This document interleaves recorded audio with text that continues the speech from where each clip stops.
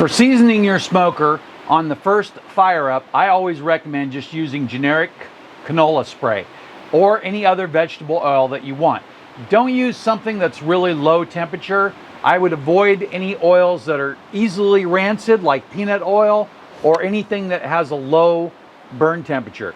Now, your max temperature is 275, which this smoker really has a hard time working at that unless it's like a mid-summer day.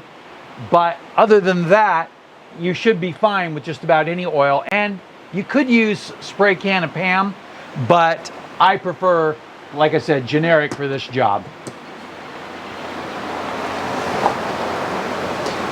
The one thing you don't want to do when you're doing this first spray is get it on the element.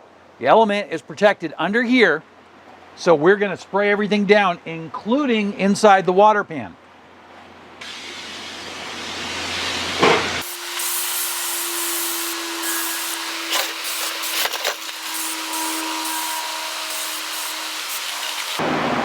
Now, after you've sprayed all the surfaces and the racks down completely, the next thing you're going to want to do is give a second spray on the roof.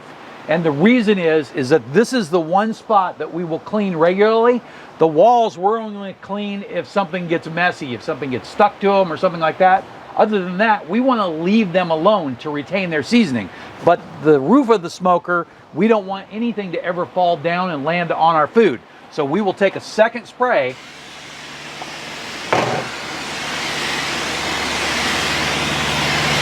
And don't be scared to get it good. Now, we're going to go ahead and close that and latch it up. I'm just going to let this go ahead and run, and it looks like a little bit of smoke is already coming out. Let's go ahead and take a look at it before we go. And look at that smoke going. Perfect. 2 hours of smoke like this, and we'll be good to go for our maiden cook to complete the seasoning. I'll see you then.